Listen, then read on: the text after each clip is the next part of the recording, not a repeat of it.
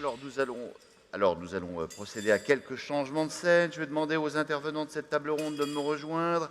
Catherine Vautrin, Michael Delafosse, Karine Julien Elkaïm, Oda Nadji, Patrice Vergrit, Béatrice Bessilaire. Et pour leur permettre de prendre place tranquillement, je vous propose de regarder cette petite vidéo qui va nous plonger dans le cœur du sujet, finalement. Un reportage sur la réhabilitation du quartier du Mas du Taureau. C'est à Vaux-en-Velin. C'est donc pas très loin d'ici. Du moment où les habitants sont associés à un projet, je pense que ça peut réussir et ça va réussir.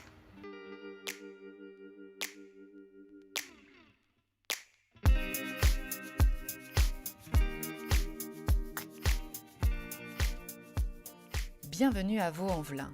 Située dans la petite couronne de Lyon, la ville a connu dans les années 70 la construction fulgurante de grands ensembles. Mais rapidement, ce modèle montre ses limites. Les émeutes des années 90 marquent profondément l'histoire de France et appellent à une réaction des pouvoirs publics. Il faut repenser l'urbanisation dans ces quartiers populaires. Et donc aujourd'hui, le projet pour Vaux-en-Velin, c'est vraiment de recréer une ville durable et avec toujours le souci d'offrir des services, une meilleure qualité de vie dans leur logement ou par les équipements publics aux habitants. Auparavant, il y avait une grande surface, il n'y avait que ça, il n'y avait pas d'autres commerces. Quand il y a eu démolition de cette grande surface, il y a eu la création de tout centre-ville avec ses commerces de proximité. Une ville sans centre-ville, sans commerce, il n'y a pas de vie, ça n'a aucun sens.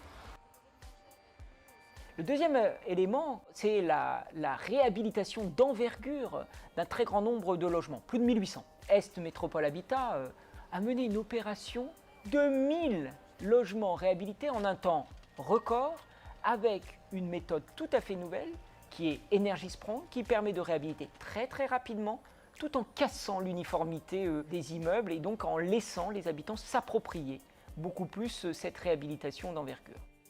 J'ai été associée en fait à l'élaboration du projet Médiathèque Maison de Quartier. Il y a eu énormément de réunions, des concertations. On nous a demandé ce qu'on voulait. Donc ça a été vraiment une articulation et un travail d'équipe. Là, on est bientôt sur la réunion publique du tram. Alors là, le tram, c'était pas envisageable il y a un an, hein. Vraiment. Même quand on continue d'en discuter avec les habitants, ils n'y croient pas. Ils disent mais c'est pas possible, on va nous permettre d'aller vers autre chose. Parce que forcément, quand on n'a pas les moyens et qu'on n'a pas les transports, du coup, on reste dans l'entre-soi. Et c'est jamais bon pour un quartier de rester dans l'entre-soi.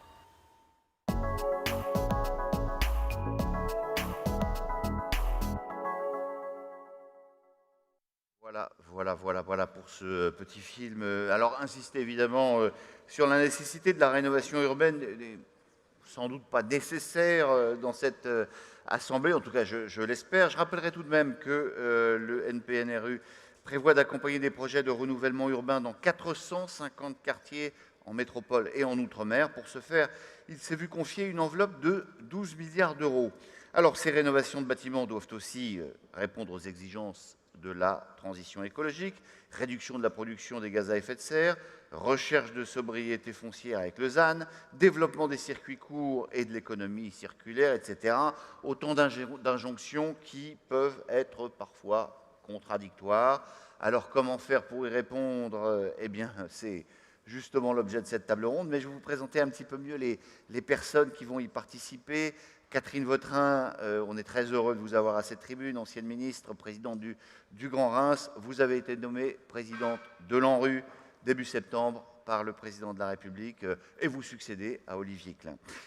Karine Julien Elkaïm, présidente du comité exécutif du groupe Polylogie, groupe d'ESH qui est présent en Île-de-France et sur une grande partie ouest du territoire.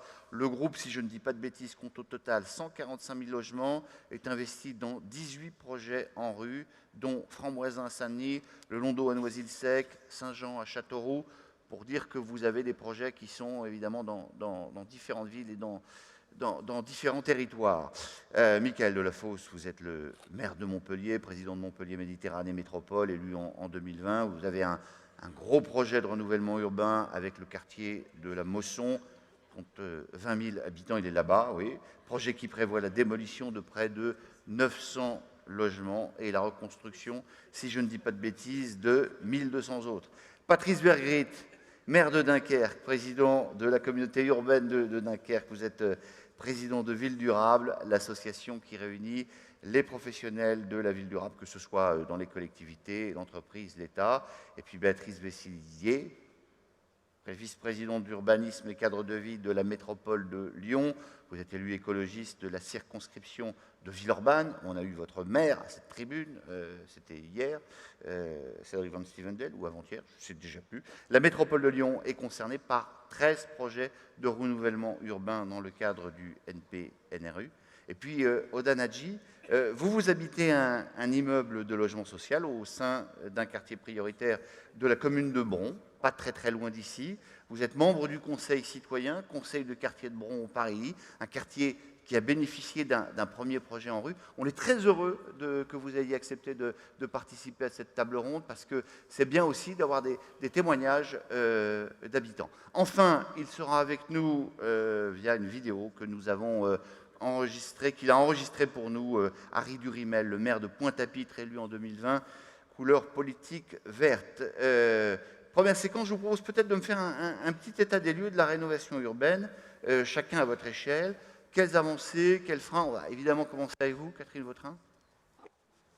Merci beaucoup. Ben, effectivement, je crois que c'est important d'abord de dire combien l'ANRU, c'est un magnifique outil qui a été voulu il y a presque 20 ans, puisqu'on est aux 18 ans maintenant de l'ANRU. Ce sont finalement plus de 20 milliards d'euros qui vont être consacrés, mais au-delà des sommes, parce que bien sûr l'argent est important, mais je crois que ce qu'il faut qu'on mette en avant, c'est le concept. Et ce qu'a voulu celui qui a porté l'ANRU à l'époque, qui est Jean-Louis Borloo, et je ne peux pas m'empêcher de penser à lui ce matin, c'était la capacité de mettre en place un outil qui rassemblait toutes celles et ceux qui voulaient s'engager au service des quartiers. En d'autres termes, évidemment les élus. Pourquoi les élus? Parce qu'ils sont ceux qui gèrent la proximité. Et derrière les élus, immédiatement, je mets les habitants. Parce que quand on parle d'un quartier, on parle d'un endroit où vivent des femmes et des hommes. Et le premier sujet, c'est que l'ANRU, c'est fait pour les habitants des quartiers, c'est l'humain dans l'urbain. On ne fait pas juste des immeubles pour se faire plaisir, on réhabilite et on reconstruit parce qu'il y a des familles qui vivent et on connaît l'importance du logement pour une famille. Ensuite, si je continue cet assemblage tout à fait particulier, je vous ai parlé de la commune et de l'intercommunalité, c'est très souvent l'intercommunalité. On a ensuite les partenaires. Les partenaires, c'est bien sûr les bailleurs, et dans un congrès de l'USH, comment ne pas évidemment saluer l'USH, et le partenaire historique de l'ANRU, c'est Action Logement, tout simplement parce que le fondement d'Action Logement, c'est de loger les salariés. Donc la boucle est quelque part bouclée, et tout ça avec l'assentiment de l'État. Et c'est ce vaste ensemble qui permet d'apporter des réponses et qui a permis de travailler sur des projets. On l'a dit, on a fini le premier projet de rénovation urbaine. Et donc c'est intéressant parce qu'on commence à voir, et on l'a vu pas plus tard qu'hier à la Duchère, avec la vice-présidente lyonnaise que je salue, on a vu comment ce quartier avait déjà considérablement évolué. Et ce qu'on a vu également très intéressant, je fais un peu dans le lyonnais, c'est logique, hein, Lyon nous accueille. Quand je regarde ce qui s'est passé à Mermoz, on a vraiment une partie qui est faite, on mesure le chemin parcouru et on voit aussi tout ce qui reste à faire avec ce qu'il faut continuer. Mais ce qui est aussi intéressant, c'est qu'en 20 ans, l'ANRU évolue. Et là, ça nous amène à parler sobriété, parce que bien évidemment, ce qui vraiment nous anime, c'est de se dire ce que l'on livre, non seulement la qualité d'habiter, la qualité de vivre est importante, mais on a ce supplément qui est cette notion de sobriété, de résilience sur laquelle l'ANRU s'est engagée et sur laquelle je vais revenir, parce que bien évidemment, on ne rénove pas 20 ans après, comme on l'a fait dans les premiers programmes. Et nous parlions tout à l'heure avec la représentante des habitants, et quand on parle du coût du logement, il faut aussi qu'on voit le côté vertueux du logement. Les habitants des quartiers ne sont pas ceux qui produisent le plus de gaz à effet de serre, et pour autant ce sont ceux qui subissent le plus les émissions de gaz à effet de serre, notamment avec les îlots de chaleur. C'est dire si la rénovation urbaine a une vertu pour la qualité d'habiter, a une vertu économique et a une vertu pour la planète. Merci Catherine Vautrin. Karine Julien-Elkaïm, vous avez entendu la théorie, finalement, avec la présidente de l'ANRU. Alors vous êtes aux manettes. Comment ça se passe, ces projets? Alors effectivement, nous, on est dans le groupe sur 18 projets en rue, sur des projets très différents, en zone tendue ou en zone détendue. Donc effectivement, on a des objectifs à chaque fois un peu différents. Pour moi, la rénovation urbaine, c'est vraiment une formidable opportunité sur plein de sujets. D'abord, ça permet effectivement d'adapter l'offre à l'évolution des quartiers. Et ça, je pense que c'est vraiment extrêmement important de pouvoir améliorer le cadre de vie. Et ça, on le fait sur plusieurs sujets. La première chose, c'est effectivement apporter de la mixité, travailler sur différents produits, notamment l'accession, par exemple, l'intergénérationnel, mettre en place des coworking solidaires pour accompagner les résidents, par exemple. Et donc ça, je pense que c'est vraiment une formidable opportunité qu'on peut avoir via la rénovation urbaine de faire évoluer les cadres de vie. La deuxième chose, c'est aussi travailler sur la sécurité, puisque souvent, quand on est dans la rénovation, quand on est dans ce type de quartier prioritaire de la ville, on est sur des quartiers qui sont assez anciens et donc qui ont été construits à une époque avec des enjeux différents de ceux qu'on a aujourd'hui. Et effectivement, on se retrouve souvent à gérer des problématiques de sécurité. Donc sécurité des bâtiments, là. Sécurité des bâtiments, mais surtout des personnes. Surtout des habitants, c'est surtout ça qui est important. Et effectivement, souvent, on se trouve un peu démunis face à certaines problématiques qu'on peut rencontrer. Quand je dis on se trouve, c'est les bailleurs. Et le fait de pouvoir travailler justement sur ces quartiers prioritaires de la ville, ça donne la possibilité aussi, quand je disais améliorer le cadre de vie, c'est aussi tout l'environnement. Pour moi, c'est aussi une formidable opportunité de pouvoir travailler sur le vivre ensemble. Alors le vivre ensemble, c'est quoi? C'est justement que tous les partenaires sur un quartier puissent pouvoir échanger. Donc on parlait des locataires, on parlait tout à l'heure avec la locataire de Bron. Je pense que c'est aussi la capacité de pouvoir travailler sur des projets avec eux, parce que finalement, c'est les locataires, les habitants qui connaissent le mieux les usages. Et c'est vraiment avec eux qu'on peut construire et co-construire un projet. Et je pense que ça, c'est pareil, c'est vraiment une opportunité qu'on a via la rénovation urbaine.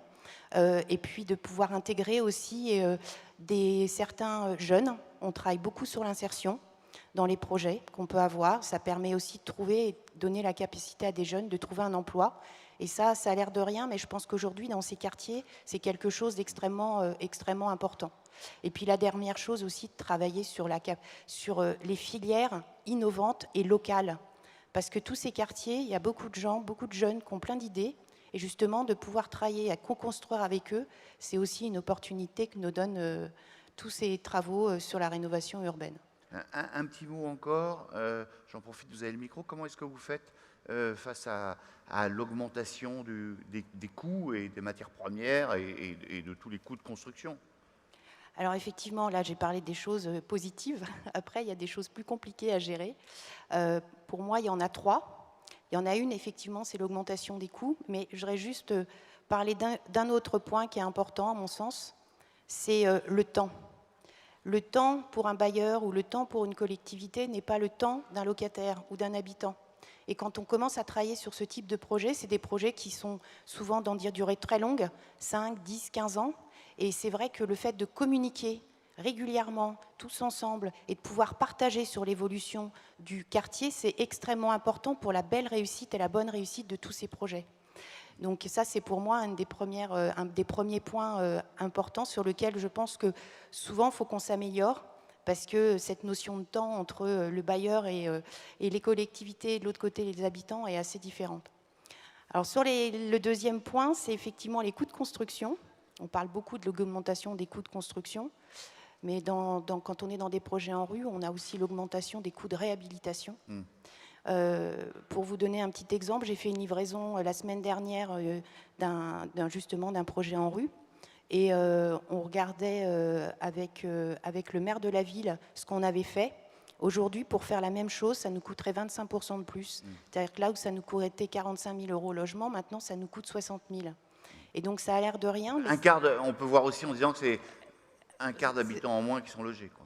Alors, ce n'est pas un quart d'habitants en Non, mais moins ça qui se sont saurait. logés. Ça se saurait. On pourrait dire que c'est ça, mais moi, c'est surtout le fait de dire que derrière, il faut vraiment qu'on puisse travailler ensemble pour trouver après des moyens de pouvoir adapter justement les financements sur les nouvelles problématiques, et notamment les problématiques de réhabilitation, puisque on le sait tous, aujourd'hui, c'est vraiment le grand enjeu des bailleurs sociaux. Et le fait que l'ANRU, on puisse échanger avec eux et qu'on puisse justement travailler, notamment lors de tous les comités qu'on peut avoir sur ce type de projet et de problématiques, c'est extrêmement important. Voilà. Michael Delafosse, les amateurs de football connaissent la Mosson, parce que c'est le stade de Montpellier, mais la Mosson, c'est un énorme quartier, 20 000 habitants, hein, je le disais, et vous avez engagé un vaste projet de rénovation. Alors, racontez-nous un petit peu les tenants et les aboutissants, comment ça se déroule. D'abord, merci de l'invitation et de pouvoir parler de ces enjeux qui sont essentiels.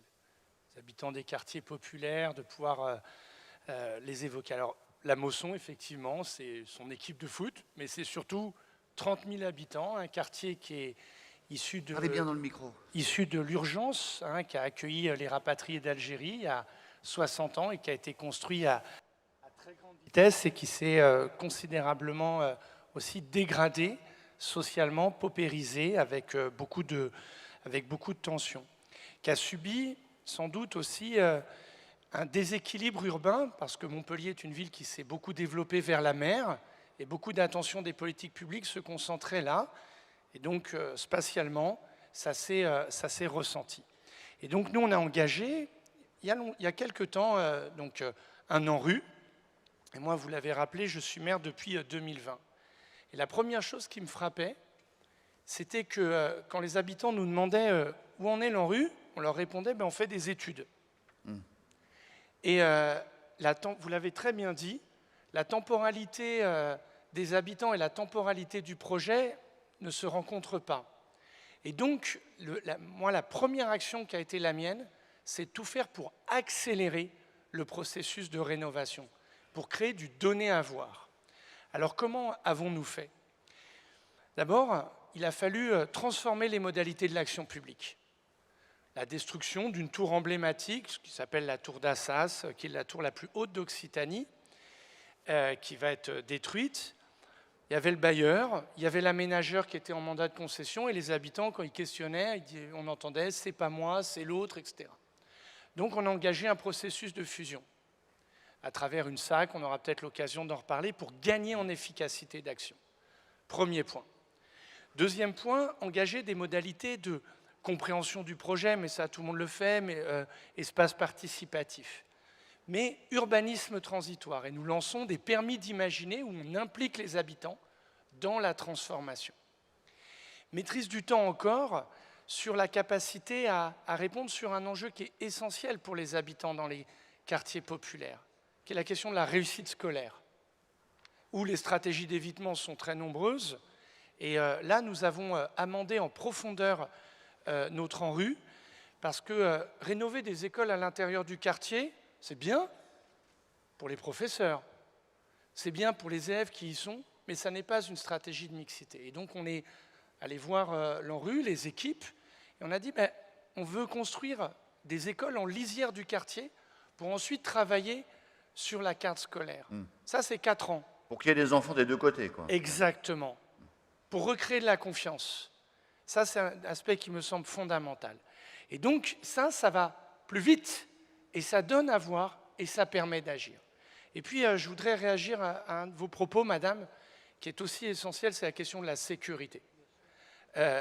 Moi, je vais parler un peu par l'angle de l'anecdote, mais j'étais maire depuis 4 mois.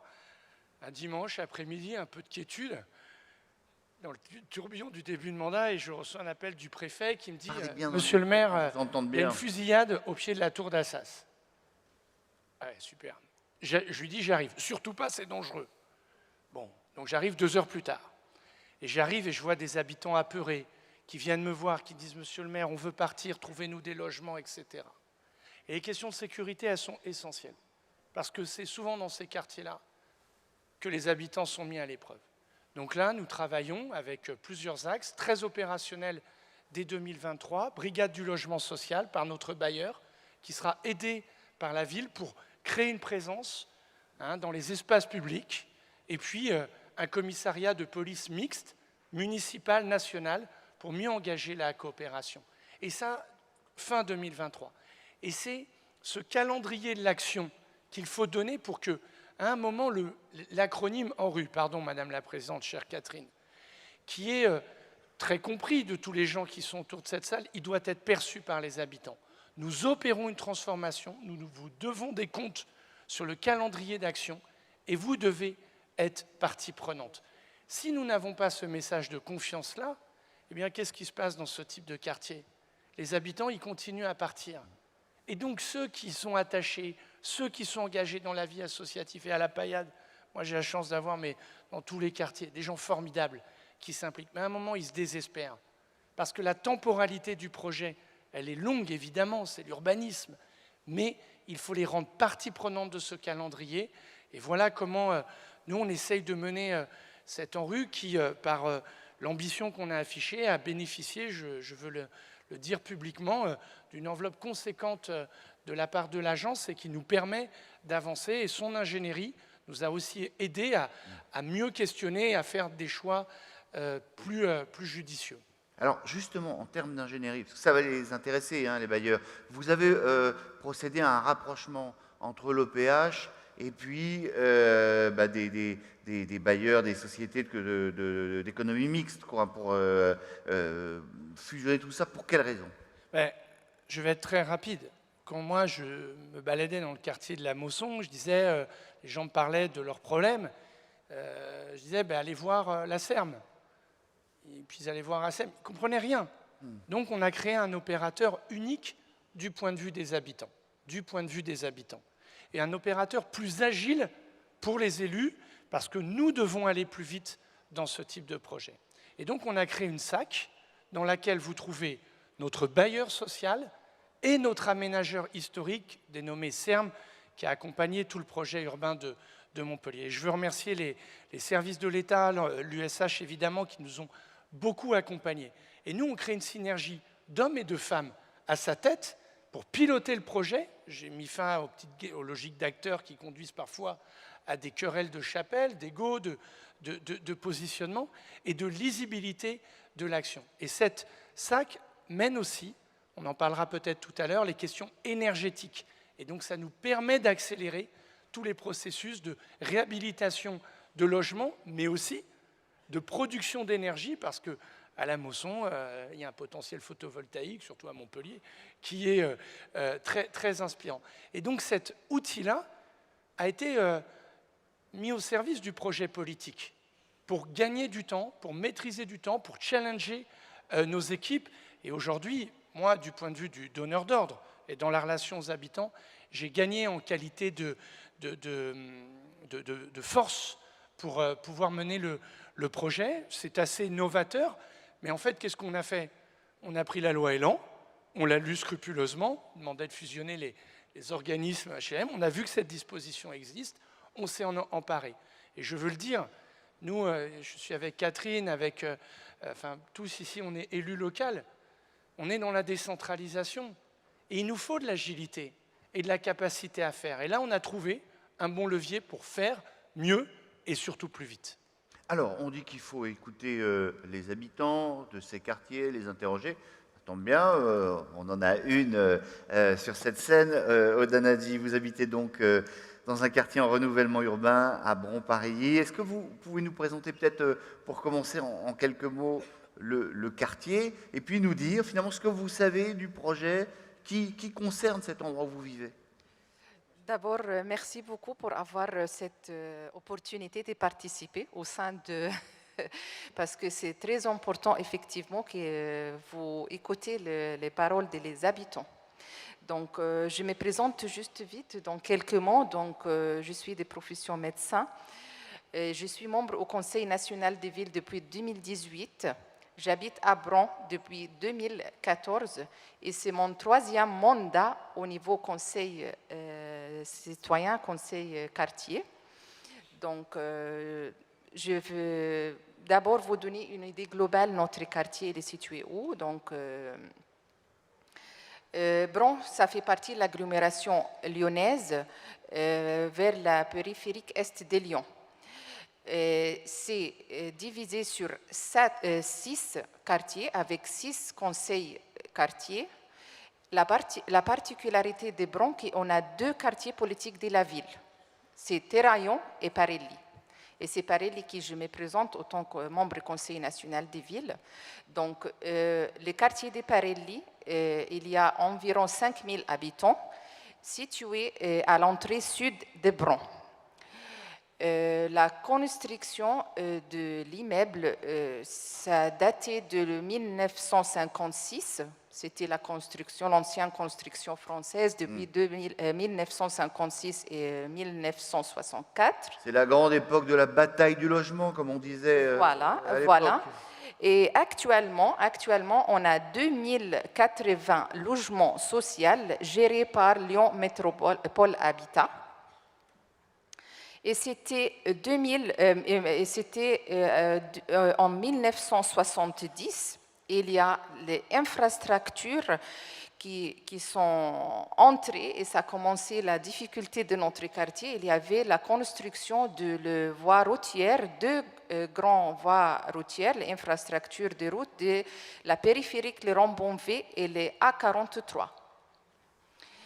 Et à cause de ça, notre partie de Parelli, en fait, elle était coupée en 2 par la périphérique A43 avec 5 affranchissements. Donc, on a trouvé que le quartier elle était coupé en 2 parties, les parties Parelli Sud et les parties de Parelli Nord. Après, bien sûr, quand on dit ça, il ne faut pas négliger les problèmes de nuisances, les problèmes de pollution, et il ne faut pas négliger que le décalage urbain. Donc voilà, ça c'est en global notre quartier. Comment est-ce que vous êtes associés, vous, habitants, au projet? Vous avez l'impression qu'on vous écoute? On a eu la chance que la première mandat conseil quartier, c'était on a commencé depuis 2015, c'est suite à la demande de l'État d'avoir le conseil quartier. Et c'était vraiment les meilleurs moments, les premiers mandats. Tout le monde il était actif, on était vraiment impliqués. Ils ont commencé par nous donner des formations et on était invités. Vous avez reçu des formations? Oui, ouais, ça c'est très important. Ça c'était un avantage. Moi, comme je suis avec vous aussi, je ne peux pas négliger que grâce à les formations, j'ai eu des formations pour nous, les conseillers citoyens, pour à l'agence, avec l'école de renouvellement urbain à Paris pendant 7 jours. C'est une formation particulière pour comprendre effectivement qu'est-ce qui se passe, le renouvellement urbain, les programmes, tout ça. Après, j'ai eu la chance aussi, autant de membres au Conseil national des villes, de faire une formation aussi à l'étranger. C'était un séminaire socio-économique à Glasgow. En Écosse. En Écosse, c'était en 2019. Et mon dernière participation aussi, c'était la rencontre européenne à Strasbourg, dans les parlements européens, et c'était aussi génial. C'est avec ça on se voit, on se fait des rencontres avec les bailleurs sociaux, avec les différents acteurs sociaux, et avec ça on commence de vraiment donner, quand on dit c'est important les habitants, il faut aussi qu'ils soient bien informés, sinon ça sera inutile, ils ne peuvent pas donner des avis, voilà. Et du coup ça a commencé très bien. Mais malheureusement, au fil du temps, ça veut dire aux chiffres actuels, en fait, nous, il y a le premier programme de renouvellement urbain qui a commencé à Parelli Nord, c'était 2007. J'ai oublié peut-être de préciser qu'il y a une unité de construction, ça veut dire, nous, on a 8 unités de construction à Parelli, des grands immeubles, qu'on y le cité, et ça a commencé les premiers programmes 2007 avec la démolition de UEC 7, et maintenant actuellement on est dans le UEC, c'est unité de construction. Hein. Oui. Le petit nom de ces bâtiments, c'est charmant. Voilà. Et ça, le premier projet, il était 2007. Et moi, je vois actuellement, c'était vraiment tout changé avec un bel projet. On est dans le deuxième programme, le nouvel programme de renouvellement urbain, c'est la démolition du UC1 chez nous. Et du coup, on était invités au temps de conseil citoyen dans une réunion au sein de la mairie de Bron, avec la présence de tous les acteurs, Lyon Métropole Habitat, la déléguée des préfets, pour discuter. C'était un bel moment d'échange, mais ça, c'était, je vais juste continuer, ça, c'était octobre 2018. Yes. Et c'est ça, depuis octobre 2018. Qu'est-ce qui s'est passé depuis octobre 2018? Ah, voilà. Novembre 2018, une assemblée plénière au niveau des quartiers pour discuter avec les habitants. Et depuis ça, rien. Bon, profitez-en. Catherine Vautrin, vous entendez? Parce que ça vous concerne quand même. Donc, non, je vous dis donc, d'abord, avant, il y avait une assemblée plénière chaque 3 mois dans notre quartier, que depuis 2018, ça ne se fait pas. Je comprends bien que la Covid, elle a fait une coupure, mais quand même, on est maintenant fin 2022. Il faut ne négliger pas aussi qu'il y avait le changement des municipalités à Bron. Mais quand même, on a laissé eux le temps. Donc, voilà. Bon. Catherine Vautrin, je ne vais pas vous interroger sur la situation à Bron, mais d'une manière générale, ce dialogue avec les habitants, c'est quelque chose d'essentiel pour l'ANRU? Pour moi, il est absolument majeur. Et nous discutions tout à l'heure avec Madame, et c'est ce qu'on disait, je veux bien, et Madame est médecin, donc elle sait mieux que moi ce qu'elle met derrière le mot Covid, mais pour autant, le Covid ne peut pas être le responsable de tous les maux. Et donc, ça fait partie des sujets qui méritent d'être regardés, parce que les projets ont, j'espère, évolué depuis 2018, et donc qu'il y ait des réunions régulières avec l'ensemble des habitants du quartier, ça me paraît absolument indispensable. Quand on regarde la chaîne de l'ANRU, très concrètement, ça veut donc dire qu'on ne manquera pas, avec la directrice générale de l'ANRU, Anne-Claire Mialot, que je salue, de refaire le point. Vous savez, l'organisation de l'ANRU, on est en train de la simplifier, et je réponds en même temps à ce que disait tout à l'heure Michael Delafosse sur cette notion de simplification. Et au prochain conseil d'administration, on va faire quelques propositions pour justement gagner un peu du temps sur des trucs administratifs qui n'ont pas beaucoup d'intérêt. Je reviens au sujet de Madame. Très concrètement, tous les ans, les préfets font des revues de projet. Eh bien, on a demandé que dans ces revues de projet, on soit très vigilant sur la sobriété énergétique. Moi, je propose, très concrètement, qu'on regarde un deuxième élément, c'est qu'on puisse mesurer comment les habitants sont effectivement, je dis bien effectivement, c'est-à-dire concrètement, au sens propre du terme, associés au projet. Parce qu'effectivement, 2018-2022, ça fait 4 ans. Ça fait beaucoup quand même, 4 ans sans donner de nouvelles. Oui, donc je pense que Madame a raison. Surtout qu'on voit bien que des gens ont fait l'effort. Et je souligne, moi je l'ai vécu dans ma ville à Reims, on a aussi des conseillers citoyens qui ont fait l'école de la rénovation urbaine. Ce sont des gens qui sont formés, qui ont des avis, qui ont des idées et qui, je le répète, vivent dans le quartier. Donc quelque part qu'ils soient au cœur des discussions, ça me paraît majeur. Et merci Madame de le dire aussi directement. Merci. Vous pouvez bien sûr applaudir. Béatrice, oui. Je voudrais bien juste ajouter, donc, juste pour l'information. Par exemple, les derniers projets, les UC1 et les démolitions.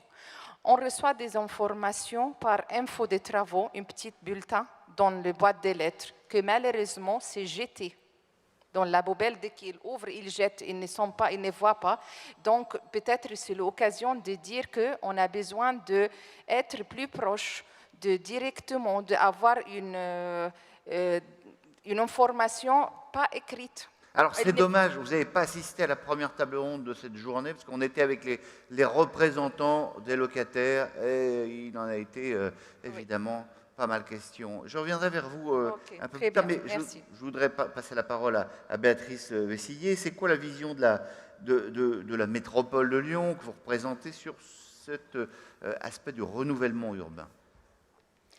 Bien, merci de votre invitation à cette plénière importante pour nos quartiers. Et merci, madame, nous aurons l'occasion d'échanger sur Bon Paris très prochainement. Alors, notre vision, elle est, comme ça a déjà été dit par madame la présidente ou monsieur le maire de Montpellier, évidemment très importante pour redonner aux quartiers populaires, aux grands quartiers d'habitat social de la métropole, et nous avons 13 quartiers en renouvellement urbain, pour redonner aux habitants de la qualité de vie, de la qualité de confort dans les logements, de l'attractivité à ces quartiers qui ont été sans doute conçus à une époque où on avait moins d'attention à un certain nombre de sujets comme les équipements publics, les espaces publics, l'accessibilité en transport en commun et la qualité thermique des logements. Donc sur nos 13 quartiers en renouvellement urbain, nous avons 10 conventions signées, les 3 autres sont en passe de lettres, il y en a même une que nous allons signer tout à l'heure en fin de matinée puisqu'on a délibéré la convention de Givors au dernier Conseil de la métropole. Quant à celle de Paris, chère madame, nous allons en parler très prochainement parce qu'effectivement, il y a eu de longs mois de discussion avec l'ANRU pour aboutir au projet sur lequel vous aviez commencé à travailler. Et on a eu une préoccupation d'être plus ambitieux que les précédentes discussions sur le projet de Bon Paris pour englober vraiment tout le quartier et pas seulement une partie, et d'aller à des dispositifs innovants avec la foncière logement sur notamment la transformation d'une de ces fameuses UC. C'est vrai que c'est un nom très poétique dans nos quartiers d'avoir des numéros. Oui, vous pourriez trouver autre chose. Bon, alors enfin, bon, c'est des numéros 480. Ça, c'est le poète qui sommeille en moi qui parle, mais... C'est ça. Alors, évidemment, le partenariat avec l'ANRU sur l'ensemble de ces 13 quartiers est très important. Ça concerne plus de 120 000 habitants dans la métropole. Et l'investissement financier est très important, bien sûr, de l'ANRU. C'est au total plus de 800 millions d'euros que l'ANRU apportera sur la métropole de Lyon, 2 tiers en subvention, 1 tiers en prêt. C'est un investissement colossal de nos bailleurs, bien sûr.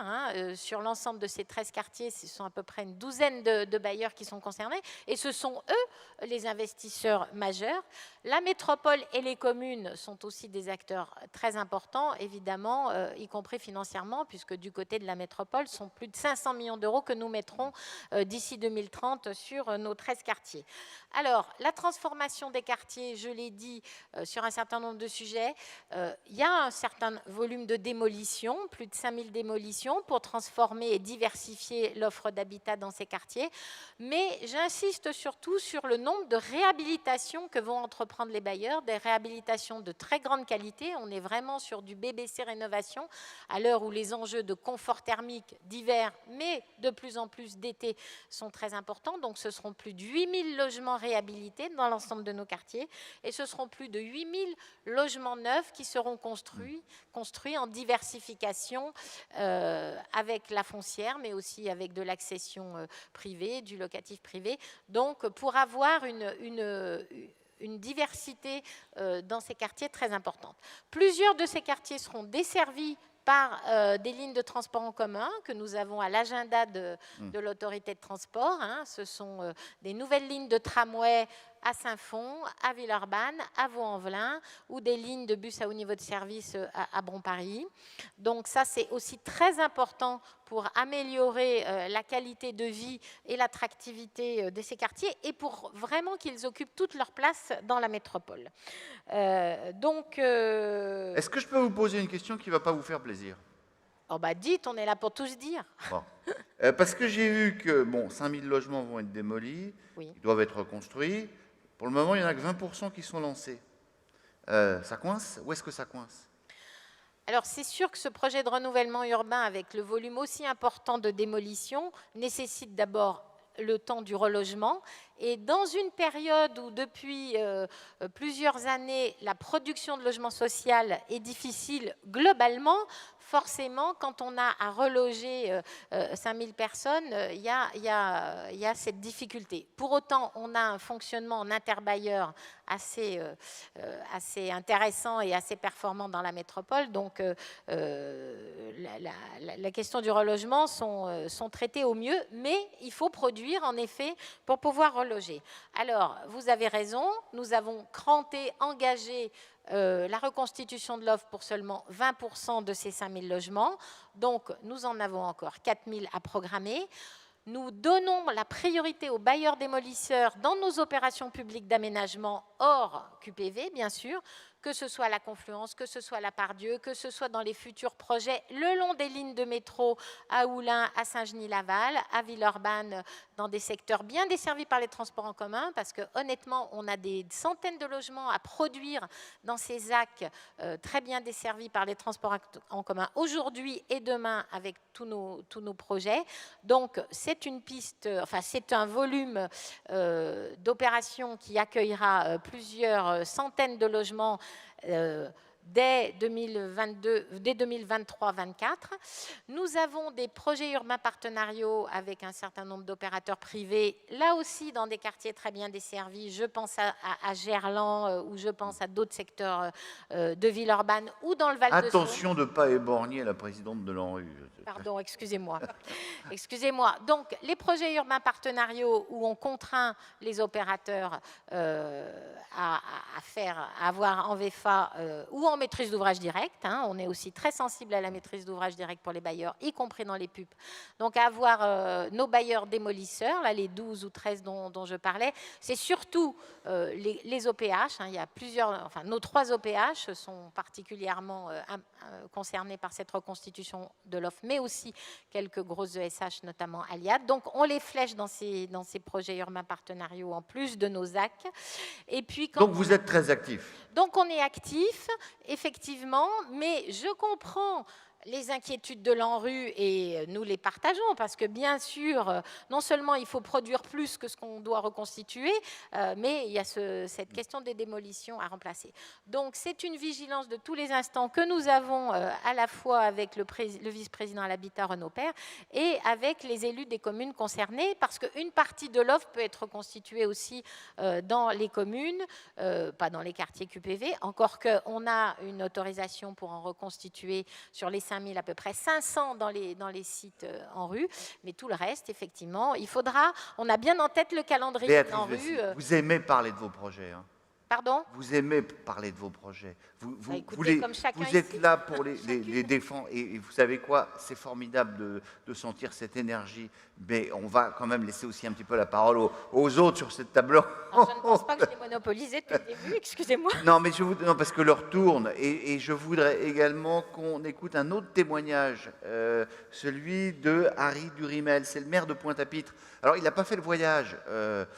Parce que 20 heures d'avion pour venir intervenir, voilà, pendant 1 heure sur une table ronde, c'était peut-être que c'est un maire écologiste, hein, donc il est responsable.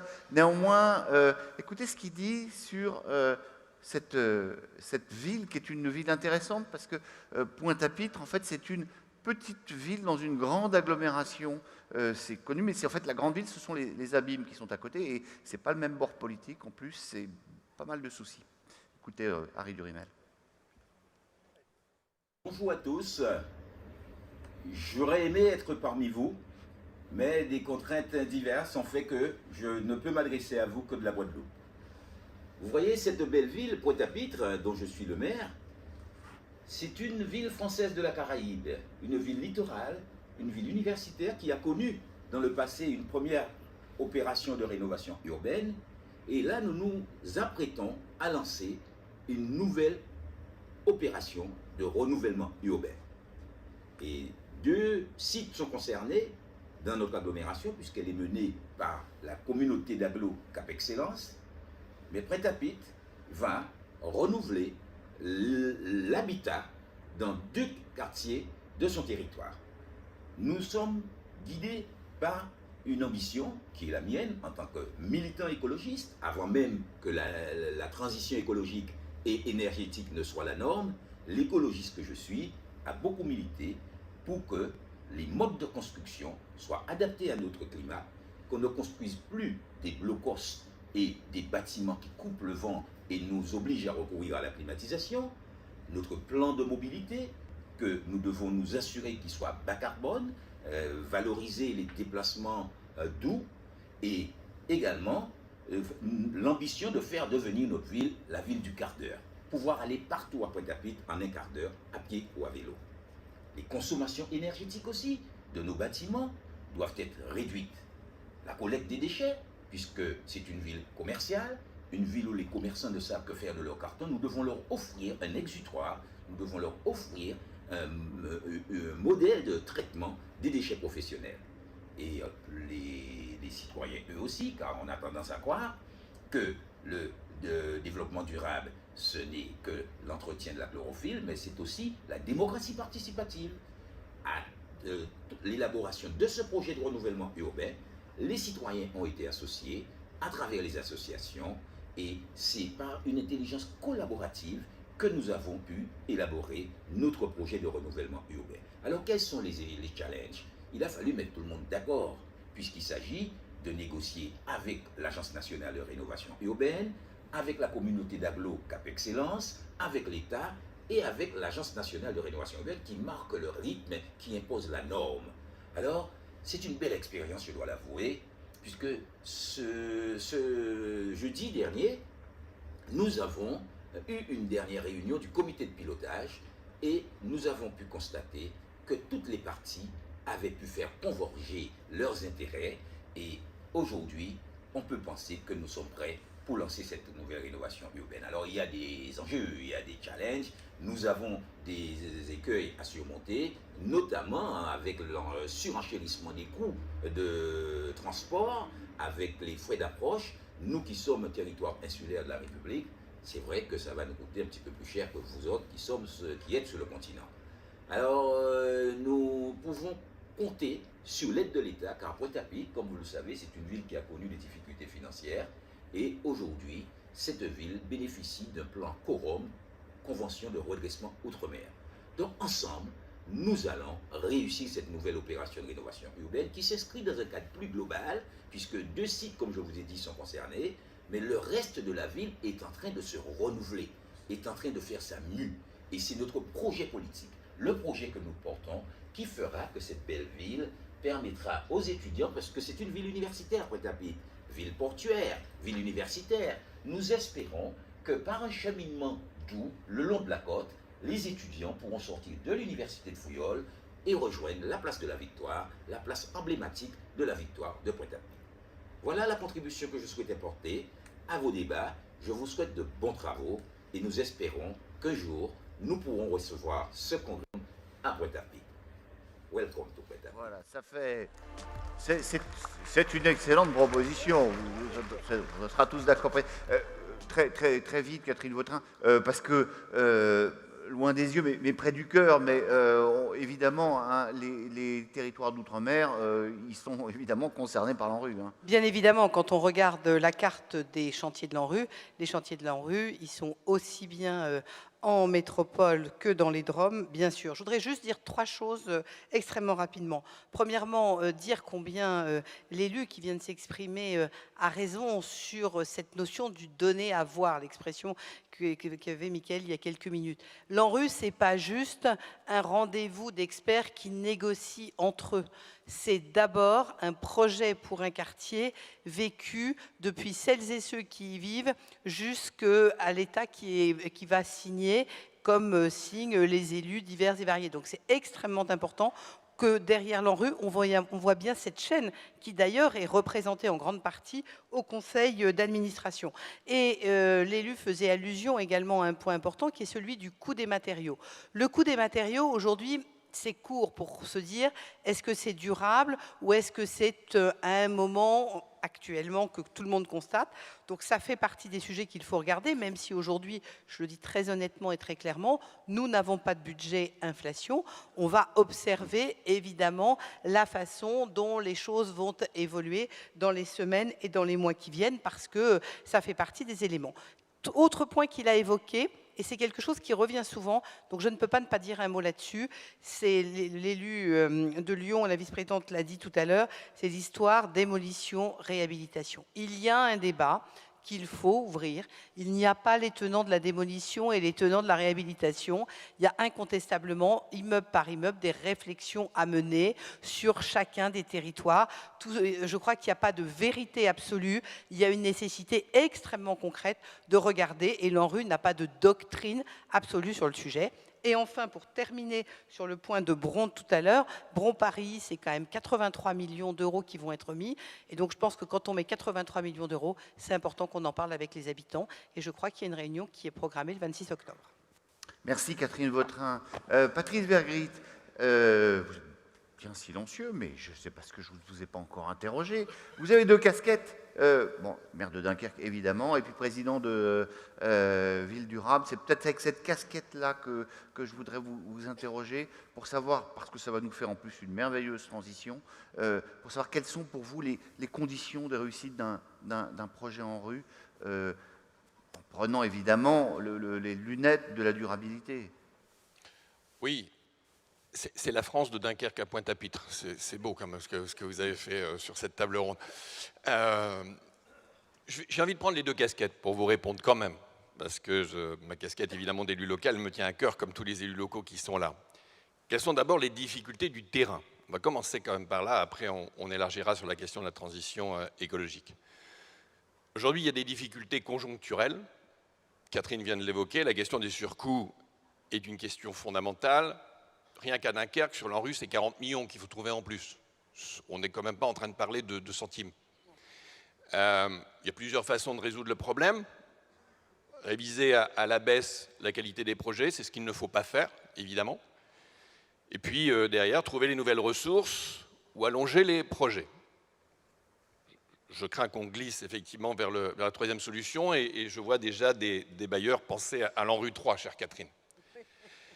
Après, il y a des problèmes structurels. Il n'y a pas que des problèmes conjoncturels. Il y a aussi des problèmes structurels. Il y a des problèmes de mobilité à l'intérieur du parc social qui, aujourd'hui, empêchent un certain nombre d'habitants d'accéder à des logements de qualité, ce qui est quand même un peu embêtant, même très embêtant.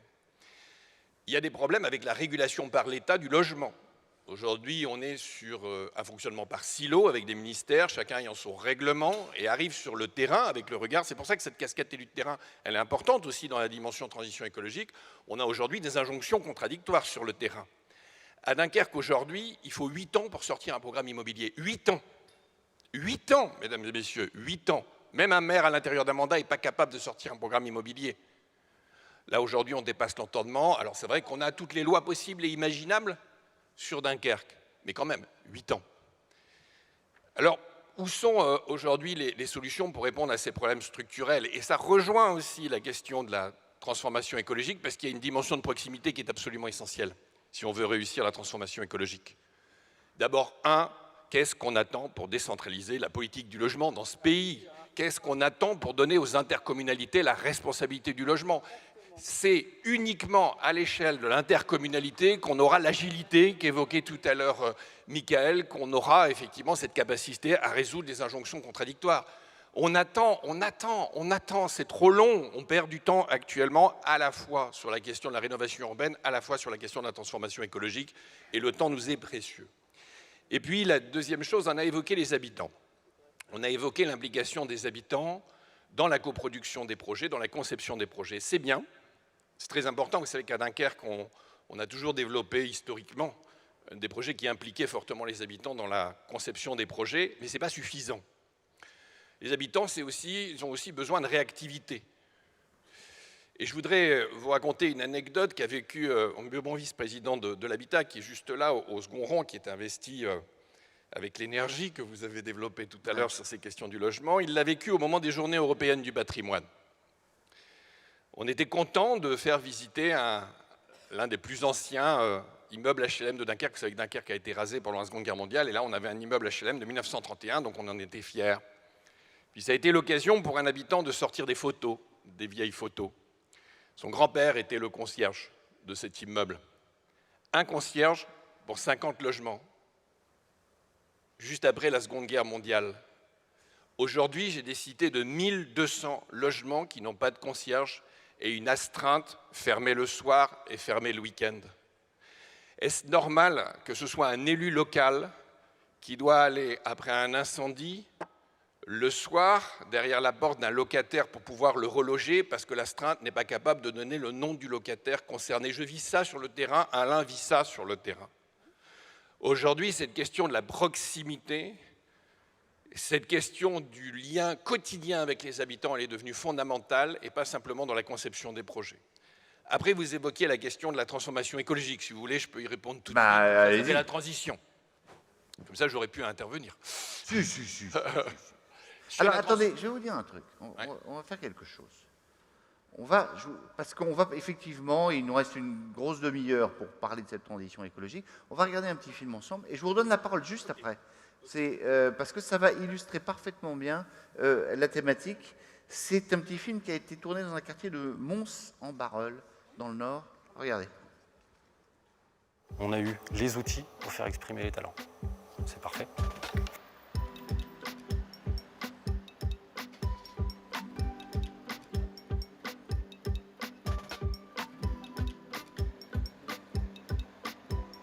Bienvenue à Mons-en-Barœul, au cœur de la métropole lilloise.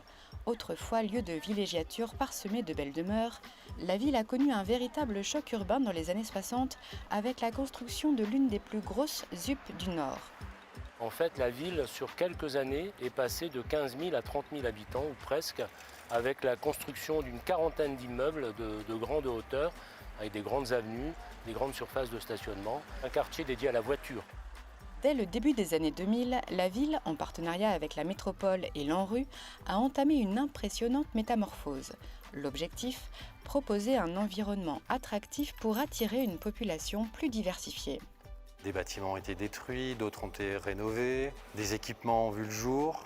La création de cette salle d'escalade du polyèdre, ça nous a permis de proposer une offre totalement différente. Dans nos établissements, on a monté des sections sportives. Nous avons des gens qui viennent de l'extérieur pour intégrer nos établissements alors qu'auparavant on les fuyait. C'est le signe qu'il s'est passé quelque chose. J'ai eu l'opportunité d'intégrer cette cellule commerciale grâce à la mairie de Mons-en-Barœul. Ils ont rénové plusieurs cellules commerciales. Ils ont pris le temps vraiment de choisir des projets intéressants pour la ville et pour les habitants. Pour casser un peu cette ambiance gros immeuble, ils ont fait des ouvrants à travers les immeubles et ça donne un espace très aéré. Ça fait un peu comme un centre commercial. Tout ça, c'était que des bâtiments et une très grande route, large, très large. Maintenant, le parc Sangnier, c'est quelque chose de formidable pour les personnes parce qu'elles peuvent s'y retrouver, les enfants jouent. C'est quelque chose qui a mis une ambiance autre dans le quartier. La ville a porté une attention particulière à la qualité architecturale et paysagère de la rénovation. Elle a d'ailleurs obtenu en 2016 une victoire du paysage. On a en permanence essayé de marcher sur nos deux jambes, l'humain, l'urbain. Donc voilà, nous allons pouvoir achever la métamorphose de la ville de Mons grâce à l'ANRU, la ville des années 70 qui devient la ville durable.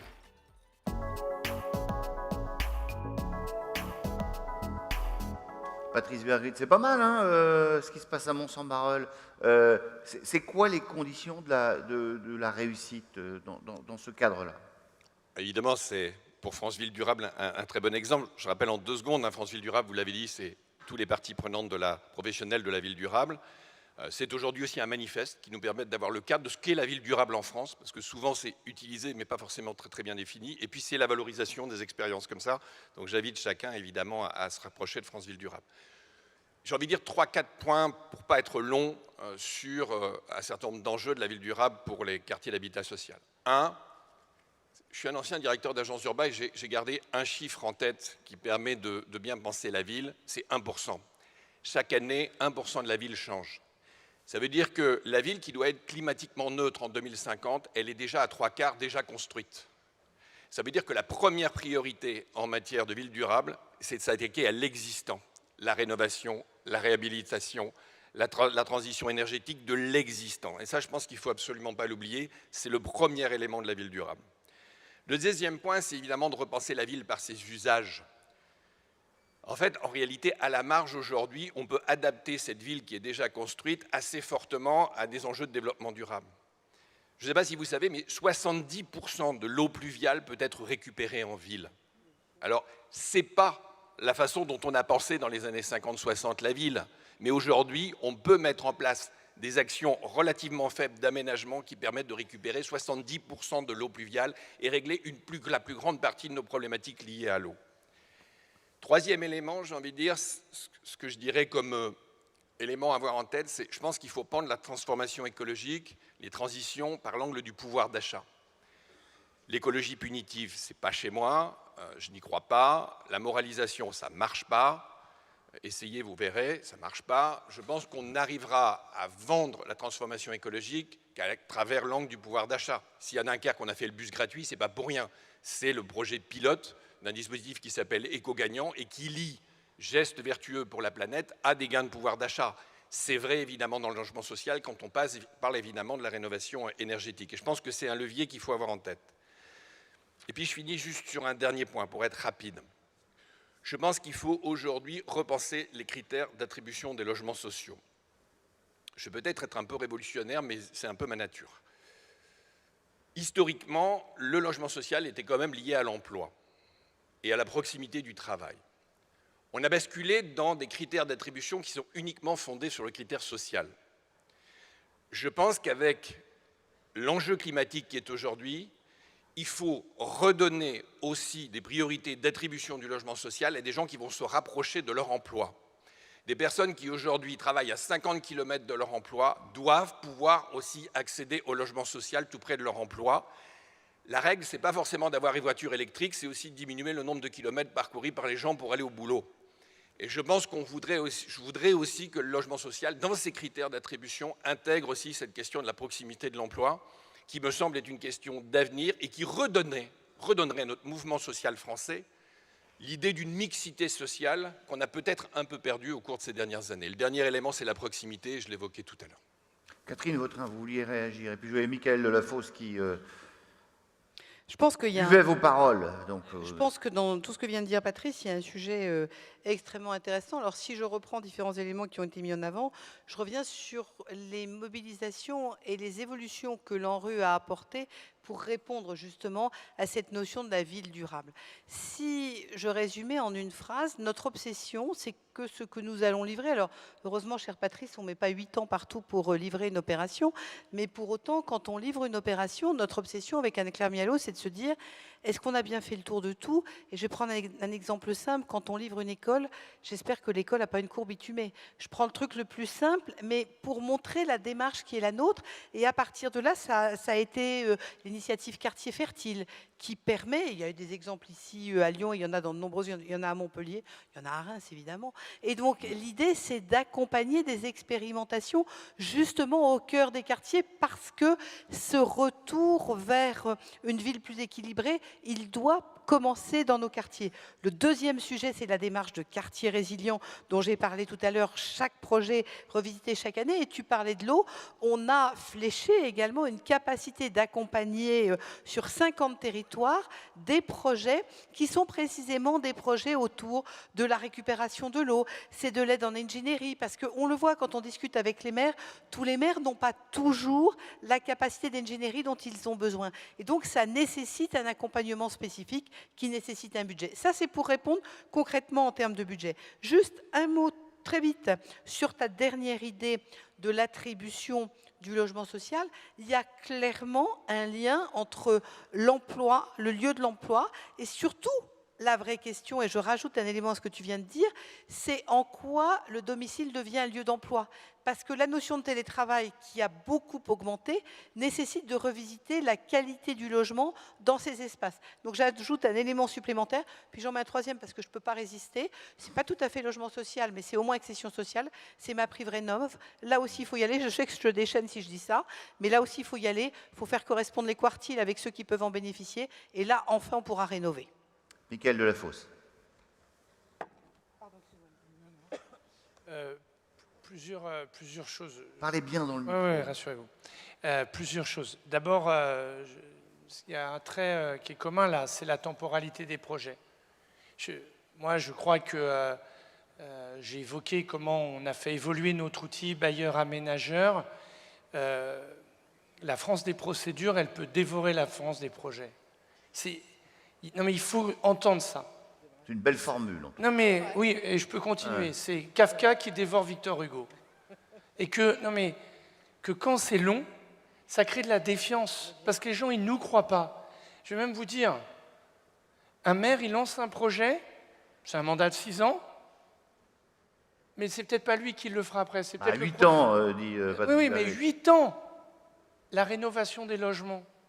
Vous avez vu, il y a une étude, c'est le journal Le Monde qui l'a rendue, Enfin, on est dans une situation où, dans le débat démocratique, ce sont les mots d'urgence qui se sont emparés. Et nous, on rénove quasiment 8 fois moins de logements que nos amis allemands. Et je veux rejoindre ce que dit Patrice. La compétence logement, mais c'est aux intercommunalités. Nous, on connaît les syndics, on connaît tous ces acteurs-là. Et donc, y compris même, je vais le dire, je profite de cette tribune, que l'administration de l'État, il faut la mettre en mode projet plutôt qu'en mode contrôle. En mode accompagnement plutôt qu'en mode contrôle. Oui. Et c'est ce dialogue-là. Parce que les défis que nous avons dans les quartiers populaires, les urgences, elles sont amplifiées. La question de la transition écologique, c'était un peu le thème de la dernière demi-heure, mais c'est stratégique. Il faut qu'on aille vite parce que là, en ce moment, super, hein, c'est le bouclier tarifaire, il y a la remise de 30 centimes sur l'essence. Quoi qu'on en pense, mais ça ne va pas durer. Il ne faut pas qu'on se mente. D'ailleurs, même la Première ministre a dit, bah là, ça va être quand même plus 15%, parce que, on le sait, c'est pas grave. Donc nous, il faut qu'on puisse accélérer les rénovations de logements. Et là, l'enjeu de la sobriété est essentiel.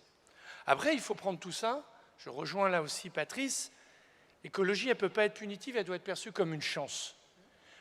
Je regardais Mons... en Marolles, pardon. Ça me faisait penser à la ZUP de la Payade. La désimperméabilisation des sols, c'est une chance. Alors nous, l'eau de pluie, quand elle tombe, c'est un tomberon. Hein. Donc elle ne tombe pas souvent, mais quand ça tombe... mais quand ça tombe, ça tombe. On fait la une des journaux. Donc là, la désimperméabilisation, c'est de la chance. Et donc c'est de la reconquête d'espace public. C'est de la réappropriation par les habitants.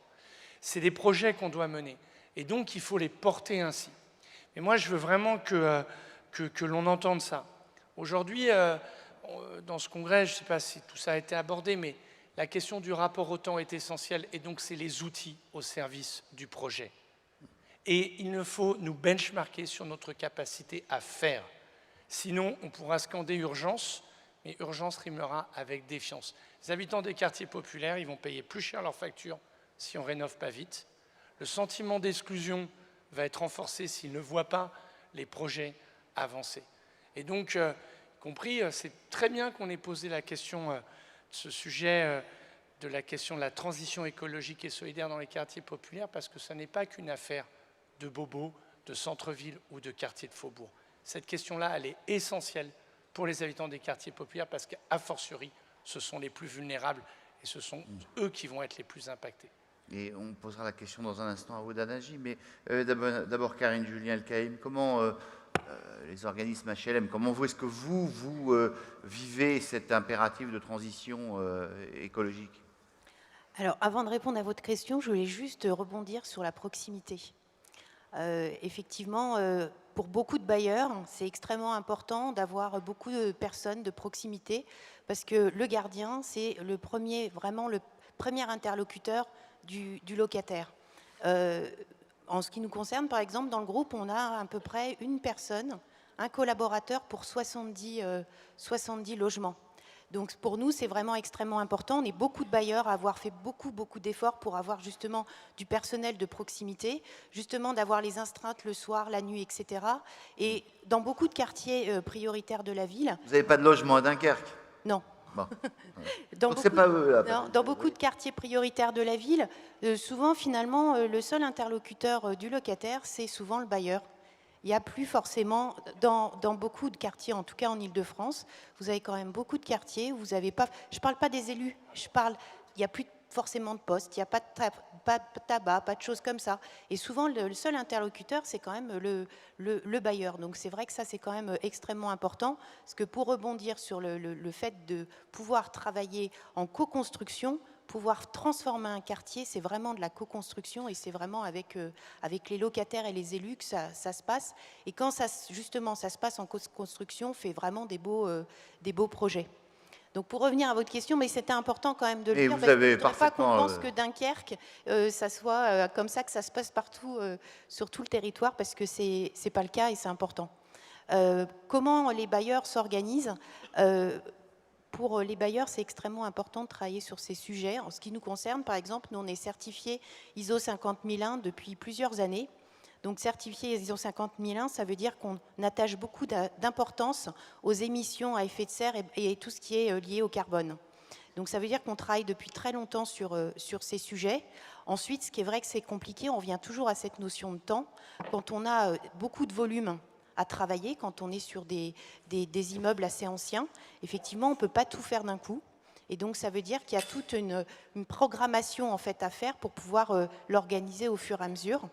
Et aujourd'hui, on travaille tous justement pour trouver des moyens innovants pour pouvoir réhabiliter beaucoup plus vite et avec effectivement aussi dans la construction, avoir des modes constructifs différents, notamment pour travailler sur le chaud. On l'a vu cet été, hein, que dans les quartiers prioritaires de la ville, c'est souvent là où c'est compliqué parce que il y a beaucoup de béton et donc c'est souvent là où il fait beaucoup plus chaud. Donc travailler sur tous les modes constructifs à ces endroits-là et puis remettre remettre le vert dans la ville et travailler sur cette notion de biodiversité. Tout ce qu'on peut entendre qui peut faire sourire parce que finalement c'est peut-être pas très important, mais tout ce qui est les jardins partagés, pouvoir justement faire des îlots de fraîcheur. Et ça, c'est vraiment des sujets qui sont pas forcément sur le bâti en lui-même, qui sont vraiment sur l'environnement. Et on en revient à ce qu'on disait tout à l'heure sur l'ANRU. En fait, l'ANRU, c'est pas juste travailler sur une résidence, mais c'est travailler sur tout l'environnement de la résidence. Et ensuite, on cherche effectivement à travailler sur des métaux, tout ce qui est le bois, tout ce qui est bas carbone, pour avoir un objectif. En tout cas, ce qui nous concerne, nous, l'objectif, c'est pas de travailler sur le loyer, c'est de travailler sur la quittance. Et la quittance, c'est le loyer plus les charges. Ouais, voilà. Et c'est ça qui est important, c'est de pouvoir permettre. Et on a bien compris qu'il y a un vrai sujet sur les charges. Sur les charges. Et bien justement, de travailler sur cette notion de quittance, c'est extrêmement, en tout cas pour nous, important. Aude Nagy, je me tourne vers vous. Comment est-ce que vous, habitante, vous voyez les questions de durabilité? Et j'entendais ce que disait Patrice Vergrit, qui disait « Je ne crois pas en l'écologie punitive, je ne crois pas en la morale, je crois au pouvoir d'achat ». Avec les questions énergétiques, aujourd'hui, elles se posent de manière aiguë. Juste, j'ai une petite réflexion par rapport à l'échange, par rapport à l'étang. Quand vous avez Parlez dit bien dans le micro. L'étang, par rapport à l'étang. Elle a dit 8 ans. Donc, du coup, un nouvel programme ou un projet, on attend que ça sera vraiment finalisé dans 20 ans, peut-être 25. Donc, on part sur une autre génération. Ça m'a interpellée tout de suite dans ma tête. Est-ce que dans votre projet, les nombres de logements sociaux dans chaque immeuble ou chaque... voilà, est-ce que vous avez intégré, combien de pourcents vous avez intégré pour les personnes âgées et le handicap? Il ne faut pas attendre qu'on laisse ce type de questions. Il y a maintenant, dans mon immeuble UC8, une dame qui habite dans les quartiers depuis 30 ans. Maintenant, elle a des difficultés. Elle a posé une demande à Lyon Métropole Habitat. Ils sont refusés, même si elle va prendre en charge sur elle, ils sont refusés les changements dans les salles de bain parce qu'elle habite dans un appartement 4, T4. Et comme elle est toute seule, ils sont refusés, même sur son propre charge. Donc, pour moi, ça m'inquiète, ce type de temps. Donc, nous, autant des habitants aussi, on attend. On a aussi plusieurs handicaps dans notre... Donc, ça, j'aimerais bien que ça sera pris en compte. Ça, numéro 1. Par rapport à votre question, je vais retourner. Donc, qui m'intéresse aussi, nous, on a dit à Parelli, donc, ce autoroute qui coupe les quartiers, donc on a dit la pollution, la nuisance, ça m'inquiète pour les enfants. Donc, c'était prévu dans les projets qu'il y aura un projet de le mur anti-bruit. On est où? On n'a pas de nouvelles. C'était proposé, on n'a pas de nouvelles. Donc ça, c'est pour aussi qui m'interpelle, pour les enfants. Après, bien sûr, autant des habitants en quartier pauvre, bien sûr, ça nous intéresse les coûts, comme elle a dit tout à l'heure, madame. Bien sûr, les coûts. Quand on dit les coûts, il faut sensibiliser les gens, les habitants, parce qu'il y a plusieurs choses. Les économies énergétiques. Est-ce que c'est prévu aussi dans la construction, le type d'isolement, pour ne pas retourner arrière, et comme ça, on peut avoir moins de prise en charge au niveau du chauffage? Numéro 2, les énergies solaires. Est-ce que c'est aussi intégré dans vos projets? C'est très important. Ça aussi, on peut faire une autoconsommation, ça va nous permettre aussi de diminuer notre facture. Et numéro 3, un grand souci, on n'a pas discuté, c'est les déchets. Les déchets, nous, malheureusement, même il y a des points positifs. Il y a les régies des quartiers qui essayent d'avoir un programme pour les encombrements au niveau de l'immeuble avec de récolter tout ça. Mais on reste dans un quartier politique de la ville. Ils sont des soucis, ils sont pauvres. Donc, qu'est-ce qu'ils font? Ils posent leurs déchets, on trouve des encombrements devant eux. Ils ne sont pas les moyens, messieurs, pour prendre un camion pour aller à la déchetterie, pour poser leurs déchets. Donc, je pense qu'on a besoin de travailler ensemble pour sensibiliser les habitants. Ça, c'est important. Et pour trouver des solutions. Si vous faites des projets et les habitants ils ne sont pas sensibilisés, ils ne sont pas vraiment... Voilà, ça ne sert à rien. Donc, comment on peut réduire, réutiliser, recycler? Moi, je vois même qu'ils sont fous. On est d'accord, on a les 2 packs normal, les déchets recyclables et tout ça. Et malheureusement, les gardiens chez nous, elles souffrent. C'est jamais mis correctement. Donc, voilà, donc nous... Tout ce que vous dites était autant de sujets qui sont très importants, et la question des déchets, bien sûr. Il y a un autre sujet, et moi j'aimerais qu'on l'évoque, parce qu'il y a un procès qui est parfois fait à l'ANRU, Catherine Vautrin, qui est procès de dire que finalement vous promouvez davantage la déconstruction et la reconstruction plutôt que la réhabilitation. Je vais vous donner la parole, mais je voudrais savoir ce qu'en pense Béatrice Vassilier d'abord. C'est bon là, oui. Alors, effectivement, Vous procédez à des nouveaux arbitrages ou pas? Alors, dans les conventions qui étaient signées, les 10 conventions qui avaient été signées fin 2019, début 2020, on a réinterrogé une petite opération de démolition à Saint-Fond et nous avons travaillé à la fois avec la ville et avec l'ANRU pour aboutir à conserver une trentaine de logements qui étaient voués à la démolition en montrant qu'on pouvait faire un projet de réhabilitation et de mise en valeur des équipements publics au pied de ces logements qui n'étaient pas en mauvais état.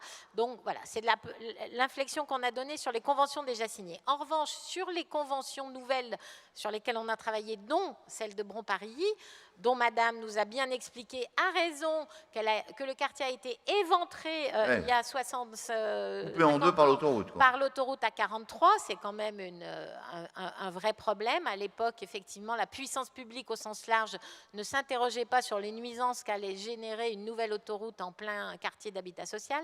Donc, l'ANRU, il faut bien dire, était assez circonspect sur le fait de réhabiliter ces logements, enfin une grande partie des logements aux abords de l'autoroute, parce que effectivement, est-ce qu'on va conserver ce patrimoine avec une telle infrastructure? Eh bien, nous avons pris le problème un peu différemment, Madame. Ça ne sera pas vraiment la solution du mur anti-bruit. Nous pensons, et je pense qu'on a convaincu l'ANRU, que avoir des réhabilitations très ambitieuses de ces logements, de ces fameuses UC, en même temps qu'on travaille à l'apaisement de la 43 et à une requalification de cette infrastructure dont on espère bien qu'un jour ce ne sera plus une autoroute, hein, un peu plus en amont de cette infrastructure, elle a été transformée, on a supprimé son caractère autoroutier dans l'entrée sur Lyon 8e, hein, et du coup aujourd'hui on a un boulevard urbain. Eh bien notre objectif conjoint et partagé par l'ANRU, c'est de dire à terme, cette autoroute, ça ne sera plus une autoroute, on va la requalifier et les nuisances seront amoindries dans les logements sociaux qui feront l'objet d'une réhabilitation très ambitieuse et pour lesquels on intégrera la question du bruit dans la réhabilitation, dans l'isolation acoustique, thermique, etc. Mais du coup, pour aller assez vite dans cette opération qui, vous imaginez, va prendre beaucoup de temps, hein, transformer une autoroute en boulevard urbain, on est en discussion avec l'État qui, dans son plan de relance, a mobilisé ses concessionnaires autoroutiers pour aussi faire des travaux. Donc, on a bon espoir d'avoir une voie de covoiturage, une voie de transport en commun sur cette autoroute. Et ça peut être fait à court terme, hein. On n'a pas besoin de faire des grands travaux avant de transformer l'autoroute en boulevard urbain. Donc, c'est un petit peu sur la table en discussion avec l'État. Et on espère reprendre un jour cette infrastructure, puisque la loi 3DS nous permet aussi d'expérimenter ça, mais il faudra que l'État ait aménagé avant avec ces Catherine Vautrin connaît bien le sujet, parce qu'à Reims, je peux vous dire qu'il y avait une autoroute qui coupait la ville en deux. Je peux continuer ou... Oui, vous pouvez continuer, mais voilà, je voudrais qu'effectivement, il nous reste 5 minutes, mais allez-y. Oui, sur les enjeux ville durable, je voudrais dire aussi que la mixité dans nos quartiers, c'est un sujet important. La question d'équipements publics municipaux qui ne drainent pas que les habitants du quartier, mais les habitants de toute la commune. Et je prends l'exemple de la médiathèque financée par l'ANRU, qu'a inauguré la ville de Vaud il y a quelques mois, qui est un vrai équipement dont le programme a été élaboré en concertation avec les habitants. Ça contribue à la question de la ville durable et les activités économiques. Il faut aussi que dans nos opérations en rue nouvelle génération, on soit dans cette diversification des fonctions urbaines et on a des programmes d'activités économiques, commerce certes, mais aussi activités productives dans les quartiers pour amener aussi de l'emploi dans ces quartiers. Et puis sur les thématiques très environnementales, on est ambitieux sur le raccordement au chauffage urbain. Ça, on en a très peu parlé, mais on aura à terme beaucoup plus de logements raccordés au chauffage urbain. Ça, effectivement, en termes de performance énergétique et de facture énergétique, c'est très important. On travaille sur le réemploi, et quand on dit qu'on démolit beaucoup, eh bien, démolir, concasser sur place, réutiliser sur place, plutôt qu'avoir des centaines de camions qui évacuent, c'est une de nos préoccupations, et on est très concrètement sur une opération de ce type dans un des quartiers. Et puis très vite sur la végétalisation, la désimperméabilisation, je crois que ce n'est pas d'îlots de fraîcheur dont on a besoin dans ces quartiers-là, c'est de corridors de fraîcheur. Et vraiment, quand on pense les espaces publics, on est dans une trame verte très ambitieuse, dans la préservation du végétal existant. Il y a un patrimoine existant qu'il faut conserver, et puis l'amplifier, bien sûr, pour donner une qualité de vie et un confort d'été aux habitants de ces quartiers, très important. Donc là, effectivement, quartier résilient, ça va nous intéresser beaucoup. Et je termine là-dessus, excusez-moi. La question de l'urbanisme transitoire est aussi intéressante pour donner à voir, dans des délais courts, ce qu'on fait d'étainement où il y a eu des démolitions en attendant les procédures réglementaires et toutes les études. Donc vraiment ça, à discuter aussi avec les habitants pour commencer l'amorce des transformations. Et puis quartier fertile, c'était une bonne initiative de l'ANRU, là aussi pour ce côté maraîchage urbain, végétalisation dans la ville et implication des habitants dans leur quartier. On a vu hier, Madame la Présidente, à Mermoz, comment se déploient très concrètement en ce moment les premières actions de quartier fertile. Bon, vous savez, j'ai coutume de dire, vous savez à quoi on reconnaît une bonne table ronde, c'est quand on en sort un petit peu frustré. Et je sens que vous êtes frustré parce que vous êtes des tas de gens qui, je vois Odanagi, qui voudraient reprendre la parole, mais on ne peut pas pousser le temps et les barrières. Puis je voudrais donner le mot de la fin quand même à la présidente de l'ANRU, peut-être pour reboucler, et puis sur ces accusations, en tout cas ces critiques, en disant parfois, l'ANRU promeut trop la déconstruction plutôt que la réhabilitation, c'est pas suffisamment écologique. Qu'est-ce que vous avez à dire? Alors je vais commencer par toutes et tous vous remercier. Parce que quelque part, je crois qu'il y a un peu de passion, et tant mieux, ça montre notre attachement au quartier et notre volonté de faire ensemble bouger les quartiers. Ça, c'est le premier point qui me paraît très positif. Je n'échappe pas à vous répondre à cette question. Je crois l'avoir dit tout à l'heure, je le redis, il n'y a pas de doctrine de l'ANRU sur démolir versus réhabiliter. Je redis que c'est quelque chose qu'il faut regarder, j'oserais dire immeuble par immeuble, quartier par quartier, en fonction des matériaux, en fonction de la situation des différents quartiers. Ça me permet d'élargir en disant que je crois crois que incontestablement dans chaque quartier, c'est un programme cousu main que nous voulons faire avec les habitants, les élus. Parce que quand tout à l'heure, madame faisait allusion aux déchets, par exemple, ou à l'histoire du mur anti-bruit, ça, c'est la complémentarité entre l'opération de l'ANRU et ce que fait la métropole dans les compétences qui sont les siennes. Parce que évidemment qu'il faut gérer correctement les déchets, c'est un élément majeur. Je ne dis pas qu'ils sont mal gérés, hein, je ne me permettrai pas. Je dis juste que ça fait typiquement un sujet qu'il faut qu'on regarde évidemment globalement dans une opération de réhabilitation. Vous avez soulevé un point très important tout à l'heure, madame, c'est, comme beaucoup d'autres d'ailleurs, mais celui-là, je veux y revenir, c'est celui du vieillissement. Oui, nos populations vieillissent. Oui, nous devons adapter les logements. Bon, il y a tout le sujet des pièces d'eau et notamment des salles de bain. On a tous des histoires baignoire versus douche. Ça, c'est un des exemples les plus classiques que l'on connaisse. Mais au-delà de cela, il faut aller plus loin. Le souhait de nos concitoyens, c'est de finir leur vie chez eux. Il faut adapter les logements à une situation de mobilité réduite. C'est absolument indispensable. Mais on doit aussi, et je crois que c'est notre responsabilité collective d'élus, penser au parcours résidentiel. Parce que quelque part, est-il normal qu'on passe 40 ans dans le même appartement qu'avec son loyer, on aura payé un certain nombre de fois? J'ai un vrai doute là-dessus, je me permets de le dire. Et quelque part, les sujets d'accession, d'accompagnement doivent aussi être mis sur la table et on doit pouvoir en discuter ensemble.